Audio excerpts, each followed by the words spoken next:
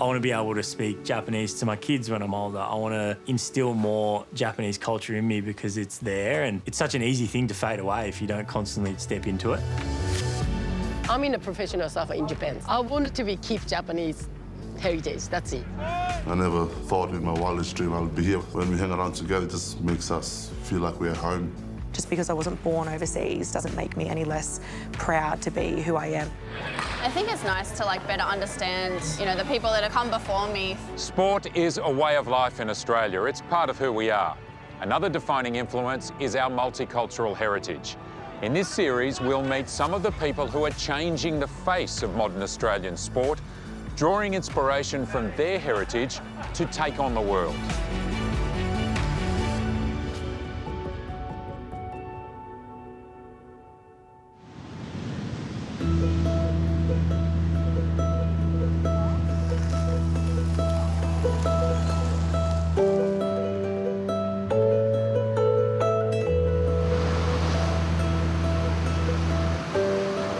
This is the official press conference of the 2025 Rip Curl Pro Bells Beach presented by Bonsoi. Bells Beach is one of the biggest events on the sporting calendar. It's the Wimbledon of surfing. And Conor O'Leary is one of the most popular competitors on the world tour. Have you been out? Just went for surf, yeah. Yeah. How long did it take you to get here from El Salvador? Oh my gosh. About 45 hours. You jet lagged? A little bit. Yeah. Not too bad, but yeah. You just have to deal with it. Yeah. Conor has also become a trailblazer. Conor O'Leary second turns a closeout hammer. I say it once, I'll say it again. Conor O'Leary is just so good. O'Leary's got the speed and throws a radical tail chuck reverse. Born and raised in Cronulla, Sydney, he competed at the Olympics for Japan, where his mother grew up and broke new ground as a sportswoman in the 1980s. Yeah, good job. Mum was like the outcast who just went, you know what, I'm going to go completely off grid and, try and become a professional surfer. His father, Finbar, an Aussie with Irish heritage, was also a keen surfer. Mum and Dad are huge surf fans and they loved surfing, so they just threw me in the car and we were driving up and down the coast, on weekends, trying to find waves. Did you feel different to other kids? For sure. Yeah, definitely. Growing up in Cronulla, the Asian population was pretty minimal. I wasn't an overly confident kid. I feel like I just did a really good job of just blending in. Now, in his 30s, Conor is embracing his identity and culture. I'm so fortunate to have two different cultures a part of my life. And I just feel like if I don't explore both of them to its full capability, I feel like, I wouldn't be satisfied with, how I'm growing as an adult.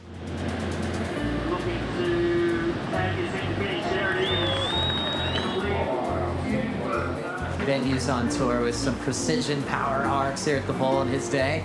It's day one of competition. Conor has invited us into his inner sanctum. It just gets you so present because you're focusing on the waves, you're focusing on how you want to surf, you're focusing on, the people around you. Go surf, you got this.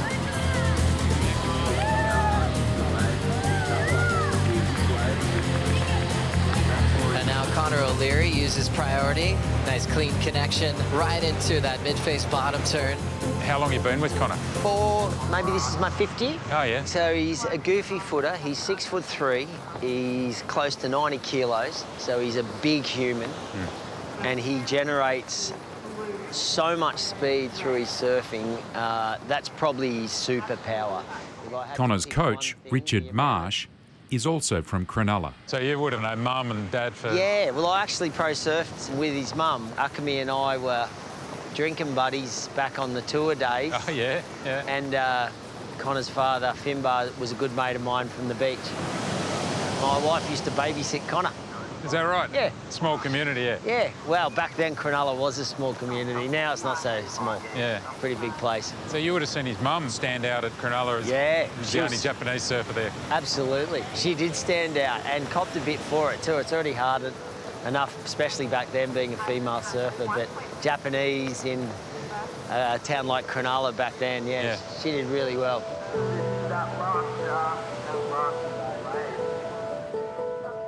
I was sitting there with my wife and she saw someone the year before with 2 flags on their shoulders, on their rashies, on their jerseys. And she kind of raised the point of like, oh, why don't you for next year see if you can put a Japan flag on one and Australian flag on the other? And I was kind of like, yeah, that's pretty sick. Like, I got so much cool feedback from like fans, and you know, when I came back to the first event of the year, they were like, oh my God, it's so cool that you can like have 2 flags because, you know, you are half-half. As a Japanese Olympian, Connor now displays only 1 flag, but he's still a hometown hero on Aussie beaches. It brought a lot of attention to like multicultural people that live in Australia. You know, Australian culture is great, but also tap into your other side. Did you get any haters or any challenges around your decision in the Olympics? To be honest, not as much as what I thought. I guess questioned a lot of people of like, oh, you know, he only went to Japan because he couldn't get in for Australia. But I made the decision like 2 years before that anyway. You know, no one really knows the true backstory of what I went through to be able to change and start that process. The true backstory of Connor's journey is in Cronulla, where his surfing parents first met and began challenging old stereotypes. For surfer, I'm first Asian in Cronulla. I surfed here, I think. First time? Yeah, first time. No, first time in contest. Yeah. Yeah, What about 1986. practice? I'm just about the new sort of generation of the Cronulla girls.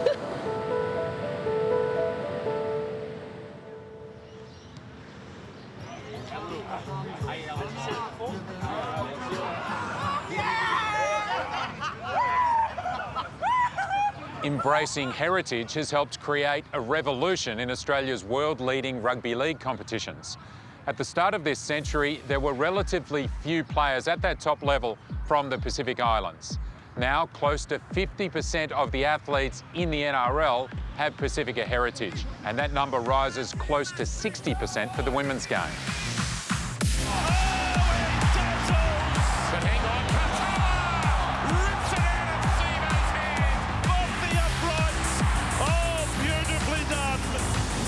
I think naturally Pasifika people, they're really talented physically, you know, so I think that's why they dominate.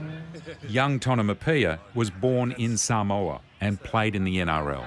Is the game adapted in the last 10 years? Yeah, for sure. I feel like they have done a great job sort of implementing that stuff into our team. For example, they've appointed myself, which I do the education and well-being here, but sort of the Pasifika role, you know, so they understand that I have a strong connection with the boys here, sort of from the Pacific side. Change!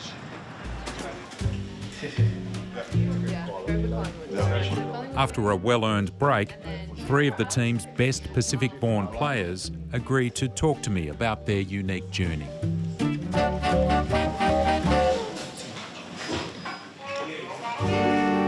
Hey, how are you? I'm Paul. Ali. Ali, nice to meet you, mate. Sua, how are you? I'm Paul. I'm good. Nice to meet you. Hello, Tui. Tui, I'm Paul Kennedy. Nice How are you, to mate? meet you, brother. Good, good. How are you?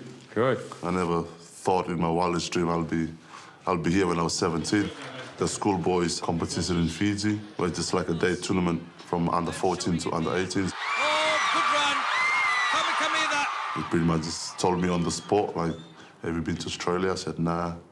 Still love playing rugby or rugby league. So we from Parramatta Hills, and that's how it all started. That was a bit of a hard situation leaving the family back, but in saying that, that's another opportunity for me to go overseas and support my family in a way, and that is through footy. So I was just doing whatever it takes to look after my family back in Tonga. Funny enough, Mum doesn't know what rugby league or, you know, what a contract looks like.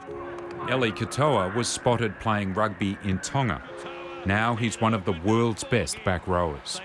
How hard is it to leave your family and go to Australia from the islands? Yeah, it's hard. Obviously, with my story, Dad passed away when I was young, and, you know, Mum was the main provider at that time, so she had to sacrifice going to work, but to stay at home. If I made those sacrifices and to where I am today, you know, if I stayed home and never moved, then, you know, I wouldn't be here today. I was born and raised in Samoa and moved over when I was 9. Yeah, moved here, stay here with my mum and dad. I was probably the naughtiest kid in school. Still there? So it was funny because when I moved over from Samoa, I started doing AFL, and then AFL didn't work out, when boxing didn't work out, and then rugby. Sua is only 22, but he's already represented Samoa. For me, probably like these two, probably like I look at these two like my older brothers. Like if I'm like down or anything, I just ask these two for some advice or what I need to do and stuff. That's why it's good to have my brothers here. Like, you know, always look out for each other. When we hang around together, it just makes us feel like we're home, because we came from pretty much the same upbringing and stuff. That's why we try to say like the more Polynesian in a club makes us more confident, because we can help each other in a way. There's a say that we say, yeah, if it's important to one of us, then it's important to all of us. For them to have the time to learn about my culture, they get to show that, you know, that this club wants you here, and, like, you know, they value you here as a person, but they also want to learn about your cultures and stuff. One of the cultural pillars for these players is religion. What part does faith play in football and being a professional footballer? Yeah, I guess I can take it all the way back when I grew up. You know, Mum and Dad used to take us kids to the church every service. I remember the last word that my mum said to me when I jumped on the plane. She said, no matter where you go, don't ever forget where you come from. For myself and faith is something that keeps me safe, I'd say. Not just on the field, but off the field as well. Appreciate it, thank you. You got to clap again. Clap again. Yeah. You only do it at the start.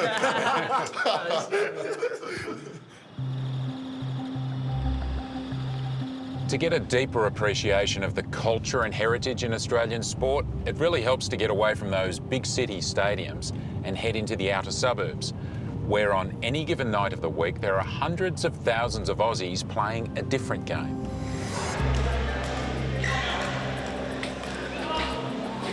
Hello, how are you going? Hi. Good, how are you? It's amazing. We found where everyone's playing badminton. Gronya Somerville is an Olympian with an enormous following. She's more famous in Asia than her home city. But on these courts, she's badminton royalty. So what are we looking at? What is happening in this place? What's happening? I don't even know if people are scoring or... So this is the Yonex Social. So it's run every Wednesday night here for 3 hours, 8 to 11 p.m. And people just come for matches. I think it's all types of levels. And this happens everywhere, right? Yeah, in Australia, yeah, in Australia. Yeah, major cities in Australia, like pretty booked out after 5 p.m. I think it's growing as like more stadiums pop up as well. But a lot of immigrants were in their home countries, like, you know, Indonesia, India, China. Like badminton is a really popular sport there. So as they come over, they're playing, kids are playing. Like Melbourne, Australia is so multicultural, so it's really a nice way to connect through sport. And we've got people from all different cultures playing badminton now. I don't think I was too aware of like the cultural diversity within badminton. Coming through the Talent ID program, that was probably the most Western dynamics that I've seen in the sport. And then as I got more into badminton, then it was a lot more of the Asian players and Sri Lankan, Indians, that kind of thing. When we play like big team events, people joke that we're like the China national team and that kind of thing. But majority of us now are like born in Australia, and our parents are born some in Australia and some in China or Malaysia. Gronya's fame grew when fans overseas discovered she was related to a Chinese political reformer from the 19th century. My first team event for Australia was in Wuhan in China. Just that whole tournament was really mind-blowing, given that it was the national sport in China. I think that's when it all began to see the difference between it being a #1 sport over there and a very niche sport in Australia. That's when I actually started to get like a little bit famous in China as well, because they found out that I was related to Kang Youwei, the famous Chinese revolutionist. My mum always told us when we were growing up about him, but I didn't understand his level of fame and notoriety. I was like Wikipediaing him and trying to like learn more about him so I could give educated answers to all their questions about him as well.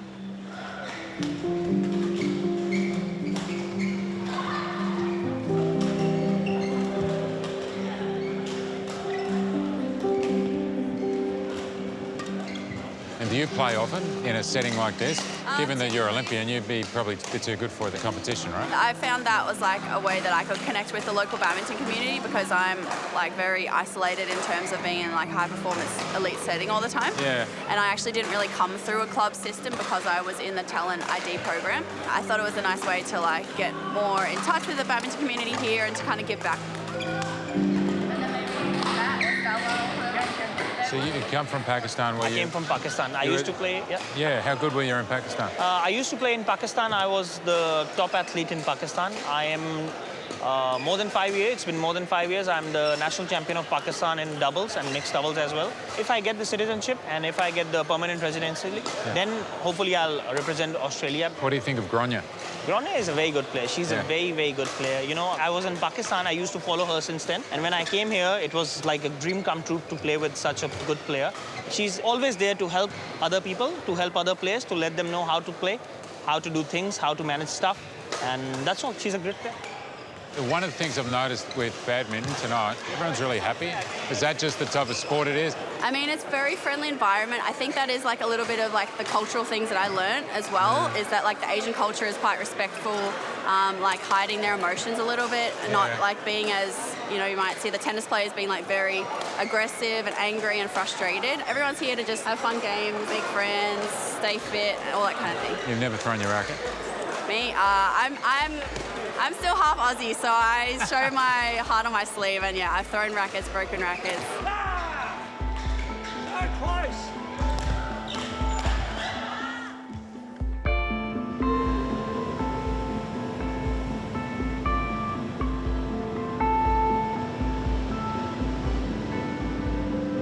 Wonder locals very tough. So yeah, some guys very scary. Yeah. Hustle, but some guys are really friendly. Was it territorial? Yes, I think so. And then I'm not I'm competitor stuff. I was. So I'm aggressive too. Yeah. Yeah. The difference was that Akemi wasn't going to back down. Conor O'Leary's parents met through surfing. It makes sense that they're still here in Cronulla, never far from the beach, almost 40 years on. I went to Japan in 1986, I think. Soon after I returned, I got a message asking whether or not I could look out for a group of women who were coming to Australia for an event here in Cronulla. Yeah. Then he's come pick up us. It sort of grew very slowly from there. Yeah, I was a starting member in the professional scene. We were married in '93. Akemi wasn't the quintessential Japanese woman with an attitude that wasn't necessarily confrontational, but it confronted the norm, the male norm in the water. So in that case, she was a standout. Akemi's culture shock wasn't felt by Conor. I just loved surfing a lot, and I was so obsessed with the process of getting better at surfing. It wasn't connected with my identity. Was it important from day one that you had him thinking about his Japanese heritage? Yeah, I wanted to keep Japanese heritage. That's it. That's the things, because you got the, half my Brad and, just that. Back at the house where Conor grew up, Akemi has proudly arranged her son's competition shirts with one clear favourite. This is now they half Australian, half Japanese flag, which is really rare now because he's a flag now full on Japanese. When I was outside of my house, it was all Australian, and then when I was inside my house, it was so Japanese. I grew up speaking Japanese with Mum, and then I'd go to school and it'd be Australian. It's literally been like 50-50 for my whole life. And these are all your trophies as well? This one's my, trophy, back in the 80s. Geez, you must have been good. Yeah, there was. This group here is actually Conor's has left them behind. My dad is the most patient man I think I know. I get a lot of his personality on the outside, but I got a lot of Mum's personality on the inside. Like aggressive, try hard and, hate losing and like love competing, love the adrenaline, love the rush of it all. But then on the outside, I've got my dad's personality of like the patient, humble, keep everyone the same level vibe. Go from T and To learn more about the Pacific Revolution in rugby league, I went to the filming of That Pacific Sports Show. Sam Wykes used to play professionally, and Tiana Penatani Gray still does. First of all, this is probably weird because I'm interviewing you on your set. Congratulations on the show and everything you're doing. How's it been for you? And there's so many beautiful stories among the islands that we get to share. It's heartwarming to think that this is more than just a game of footy and worrying about the results. Like, it's deeper than that. So many Pasifika athletes, especially in Australia, contribute to Australian sport at elite levels, but we didn't have that visual representation of Pasifika on TV as well. I'm keen to hear why they think Pasifika athletes are now dominating the professional rugby codes. We're just naturally drawn to that type of sport, the collision sport. You know, that's what it's like in the islands. So it's probably always been there from grassroots. And I think now everyone knows about high performance, what it takes to go to that next level, not just relying on talent. But I think genetically we're just very powerful people. So I think we've always, as people, gravitated towards a ball sport. And we're really big with community and connections. So if you can get a family environment as a footy team, there might be like a superpower. Yeah, they're very suited to the environments they feel like they belong in. I think it's really important because Pacific Island culture is very different to Western culture, and the clubs that provide that really inclusive, safe environment where they feel like they belong and they can be who they are and they can still practice their culture and there's a recognition of their cultures, I think they're the athletes that really thrive in those environments. One of the most interesting shifts in the past decade has been in the international arena, with some of the biggest stars in the game choosing to represent their parents' homeland instead of Australia and New Zealand. You know, the boys play for something bigger than themselves. You know, they play for their family, they play for their heritage, but most of all, they love to represent their country. Tiana, you've done it. You're playing for Tonga, right? So what is happening there? Tell me what's your personal journey, I guess. Yeah, my personal journey. So, like you said, I was born and raised in Australia. I'm very proud Australian Tongan, but obviously half of me is Tongan, and that's my dad's side. Losing my dad when I was young, I felt like I lost a bit of that connection. I lost a bit of connection to my Tongan family. So using sport as a door or a vehicle to reconnect with my culture is something I jump at the opportunity to do. That's what I was chasing, was just that reconnection with my culture. And I know there's a lot of Australian Pasifika athletes that really crave that and want that. Just because I wasn't born overseas doesn't mean that makes me any less Tongan, doesn't make me any less proud to be who I am and of the blood that runs through my veins. What's it like to find that connectedness that you talked about? Oh, that's a beautiful question. I like that. It feels peaceful, and standing there in front of a sea of red with the Tongan flag on my back, singing the Tongan national anthem, and I don't even speak Tongan, but I learnt all of these hymns and the anthem. I felt so connected with something greater than me. I was connected to the women beside me, I was connected to my dad, I was connected to my dad's family, and I just felt like there was a missing piece of the puzzle that was put back together. Yeah, it makes me a little bit emotional to actually think about. So, yeah, very at peace, and felt like I was home in that moment. Yeah, and you still feel like that? I do, clearly. It's lasting, yeah. right? Do you want to grab a tissue? I would love a tissue, that'd be great, thank you. That's a great question. Yeah, happy tears, yeah. No, you got me. I'll steal that question for next week's guest. Well, what about you, Sam? Have you found that sort of peacefulness yet in your journey? I have now, like especially doing a little bit of coaching with some of our young Tongans at the moment, and it's bigger than yourself. I feel just at peace now that I get to do it in a different way. Yeah. On the couch here, or a bit of coaching, and understand that okay, this feels like home.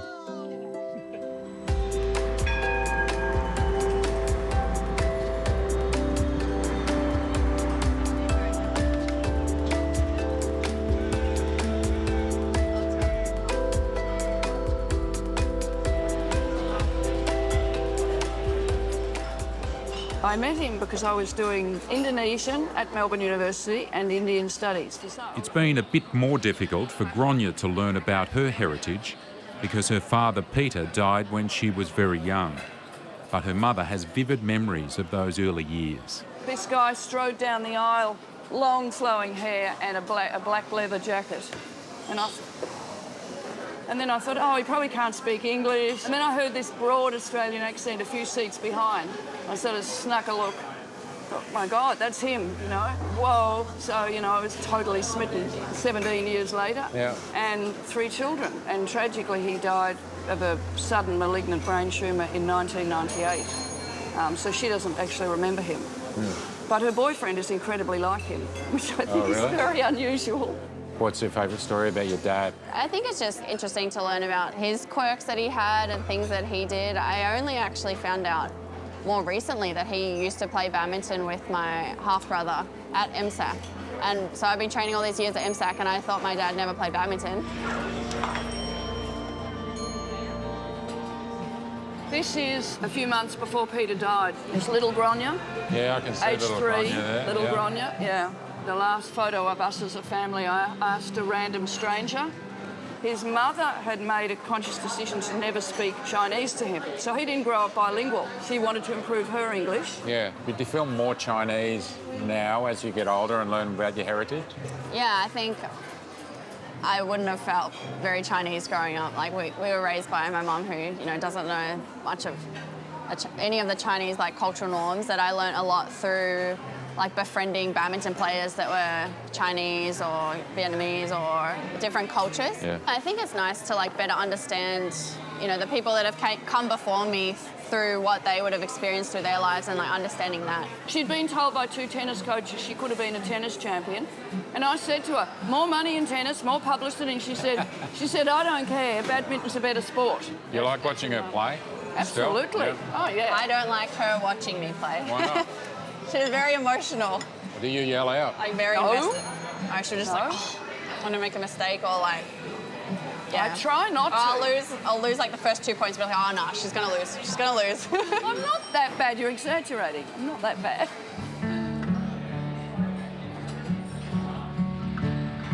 Gronya started playing badminton for fun.